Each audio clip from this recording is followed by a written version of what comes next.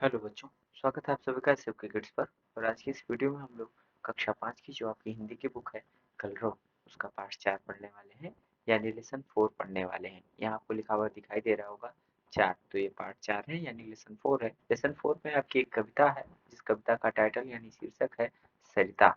ये कविता का शीर्षक है।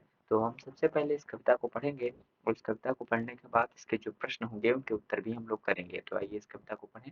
हम इस कविता को पढ़ना प्रारंभ करें उससे पूर्व आप सभी लोगों से अनुरोध है कि अगर आपको वीडियो अच्छा लगे तो आप वीडियो को लाइक कर लें, चैनल को सब्सक्राइब कर लें और साथ ही साथ कमेंट बॉक्स में अपनी प्रतिक्रिया अवश्य दें। यह लघु सरिता का बहता जल, कितना शीतल कितना निर्मल, हिमगिर के हिम से निकल निकल, यह विमल दूध सा हिम का जल, कर कर निनाद कल कल छल छल, तन का चंचल मन का विह्वल। यह लघु सरिता का बहता जल। ऊंचे शिखरों से उतर उतर, गिर गिर गिर की चट्टानों पर, कंकड़ कंकड़ पैदल चलकर, दिन भर रजनी भर जीवन भर, धोती वसुधा का अंतस्थल, यह लघु सरिता का बहता जल। हिम के पत्थर वे पिघल पिघल, बन गए धरा का वारि विमल, सुख पाता जिसके पथिक विकल, पी पी कर अंजलि भर मृदु जल, मृत जल कर भी कितना शीतल, यह लघु सरिता का बहता जल। कितना कोमल कितना वत्सल, रे जननी का वह अंतस्थल, जिसका यह शीतल करुणा जल, बहता रहता युग युग अविरल, गंगा यमुना सरयू निर्मल, यह लघु सरिता का बहता जल। तो ये तो थी कविता। और इस कविता को लिखा था गोपाल सिंह नेपाली जी ने। यहाँ गोपाल सिंह नेपाली जी के बारे में कुछ संक्षिप्त जानकारी लिखी हुई है जिसे आप पढ़ सकते हैं। अब आइए इसके प्रश्नों को देखते हैं भाई। यहाँ लिखा हुआ है अभ्यास, और अभ्यास के बाद यहाँ शब्दार्थ लिखा हुआ है।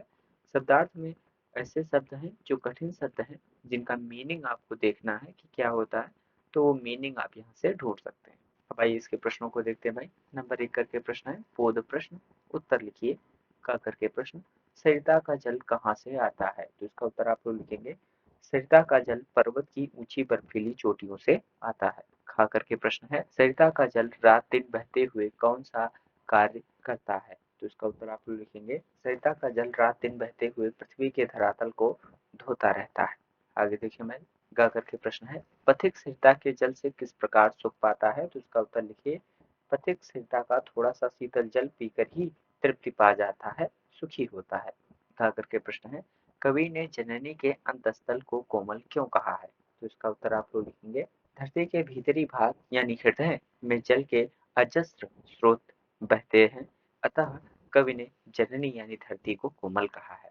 अंगा करके प्रश्न है, सरिता के जल को तन का चंचल क्यों कहा गया है, तो इसका उत्तर लिखिए कवि ने सरिता के जल को तन का चंचल कहा है क्योंकि जल का गुण ही चंचलता है। नंबर 2 करके प्रश्न है, नीचे लिखी गई पंक्तियों का भाव स्पष्ट कीजिए।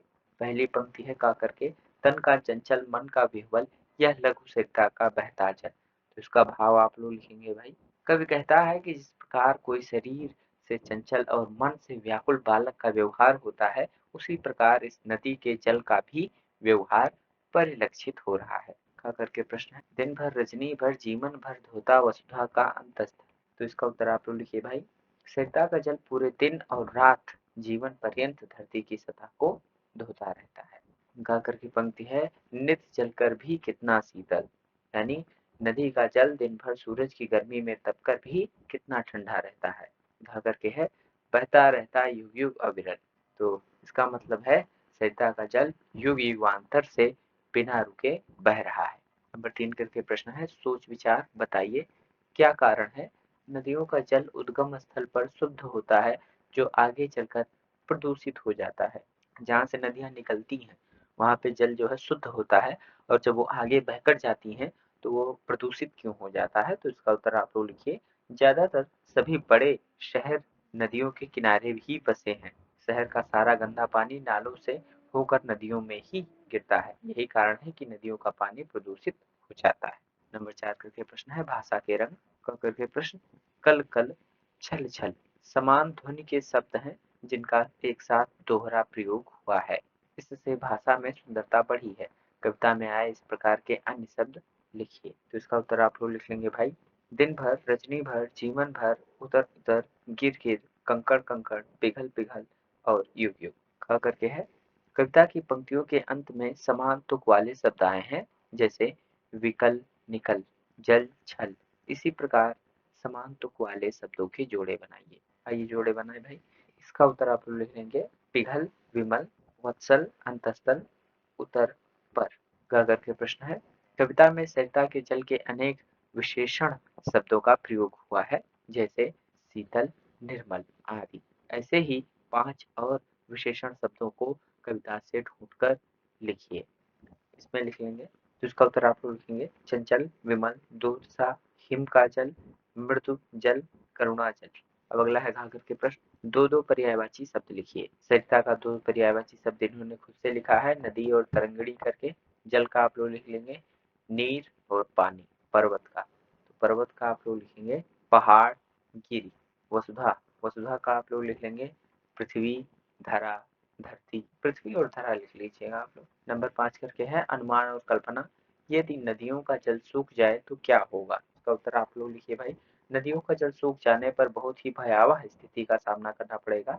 हमारे देश के कुछ शहर नदियों के जल से पीने का पानी प्राप्त करते हैं, वहां जनजीवन अस्त व्यस्त हो जाएगा। उसी प्रकार सभी जंगली जानवर झीलों और नदियों के पानी से प्यास बुझाते हैं। नदियों के सूख जाने पर उनके जीवन पर संकट आ जाएगा।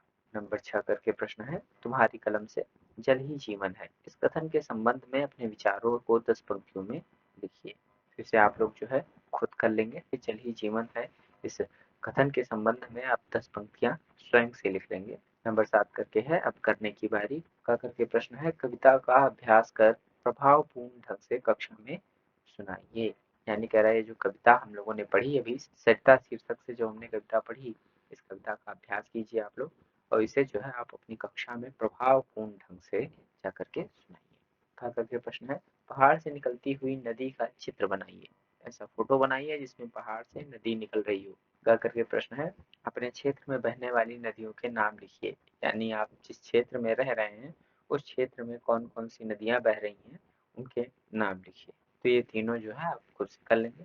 तो इस तरह से हम लोगों ने कक्षा 5 की जो आपकी हिंदी की बुक थी कलरव उसका पार्ट 4 पढ़ा। पार्ट 4 में आपकी एक कविता थी, जिस कविता का टाइटल यानी शीर्षक था सरिता, जिसे हम लोगों ने पढ़ा और उसके जो प्रश्न थे उसके उत्तर भी हम लोगों ने किए। अगर आपको वीडियो अच्छा लगा है तो आप वीडियो को लाइक कर लें, चैनल को सब्सक्राइब कर लें और साथ ही साथ कमेंट बॉक्स में अपनी प्रतिक्रिया अवश्य दें।